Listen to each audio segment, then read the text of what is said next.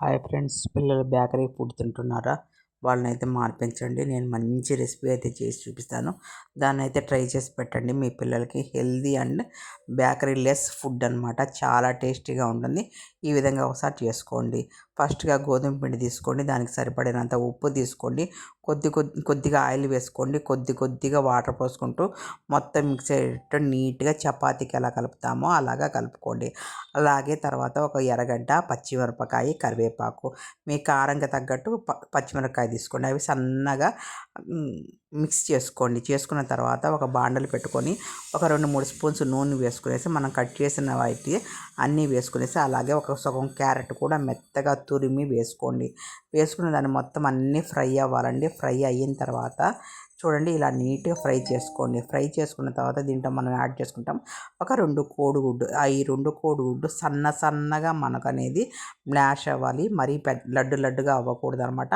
అలాగా కలబెట్టుకుంటూ అనేది మీరు చేసుకోండి. మన వీడియో అయితే ఫస్ట్ టైం ఎవరైనా చూస్తూ ఉంటే సబ్స్క్రైబ్ చేసుకోండి. ఇలా నీట్గా మనకనేది రెడీ అవుతుంది. మీకు ఇంకా స్పైసీ కావాలంటే ఈ టైంలోనే కొద్దిగా గరం మసాలా, అలాగే కొద్దిగా కారం కూడా యాడ్ చేసుకోవచ్చు.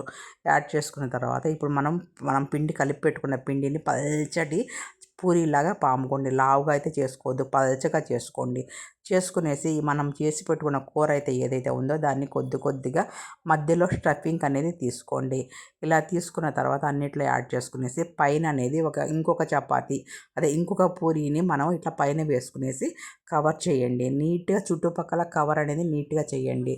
మళ్ళీ లేదంటే మనకు పెనం మీద అనేది ఓపెన్ అయిపోతుంది. మొత్తం అనేది క్లమ్జీగా అయిపోతుంది. దానికని ఓపెన్ కాకోకుండా నీట్గా అనేది క్లోజ్ చేయడానికి ట్రై చేయండి. ఇలా నీట్గా అనేది ఒకదానిపైన ఒకటి వేసేసిన తర్వాత ఒక ప్లేట్ కానీ బాక్స్ కానీ సహాయంతో దాన్ని నీట్గా రౌండ్ షేప్ అనేది కట్ చేసుకోండి. మనకు రౌండ్ షేప్ అనేది రౌండ్గా రావాలండి. అప్పుడే మనకు అది మొత్తం నీట్గా క్లోజ్ అవుతుంది. లేదంటే మనకు ఓపెన్ అయిపోతుంది అనమాట.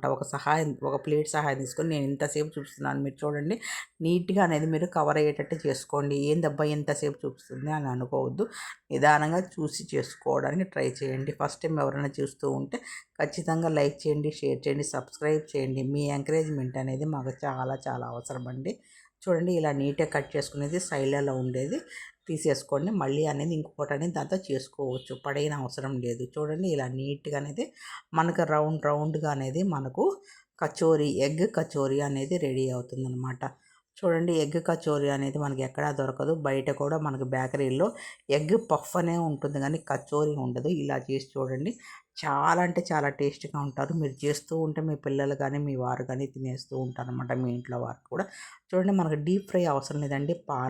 ఒక పాన్ తీసుకోండి. పాన్లోకి ఒక 4 స్పూన్స్ అయితే ఆయిల్ వేసుకొని సరిపోతుంది. ఆ 4 స్పూన్స్తో మీరు ఒక్కొక్కటన్నా కాల్చుకోవచ్చు. లేదంటే ఇలా కొద్దిగా పెద్దదిగా ఉంటే రెండు వేసుకోవచ్చండి. కానీ ఒక్కొక్కటి వేసి కాల్చుకోవడానికి ట్రై చేయండి.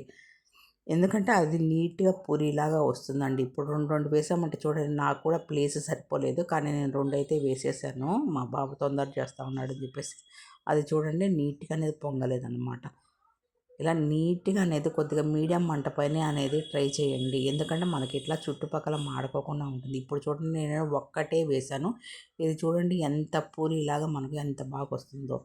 ఆయిల్ అయితే చాలా తక్కువే పడుతుందండి, ఎక్కువ ఆయిల్ అవసరం లేదు. ఒక 4 స్పూన్స్ ఆయిల్ వేసుకుంటే చాలు. 4 స్పూన్స్ ఆయిల్కి మనకు నీట్గా వస్తుందన్నమాట.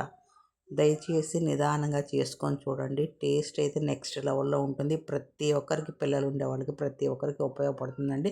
ఖచ్చితంగా ఈ విధంగా చేసి మీ పిల్లలకి పెట్టండి. మీ పిల్లల మనసులో అయితే మీరు అలాగే నిలిచిపోతారు. మిమ్మల్ని మళ్ళీ అడిగి మీ దగ్గర చేయించుకుంటారంటే చాలా టేస్టీ ఫుడ్ ప్రతి ఒక్కరికి ఉపయోగపడుతుందని అనుకుంటున్నాను. Like, share, subscribe.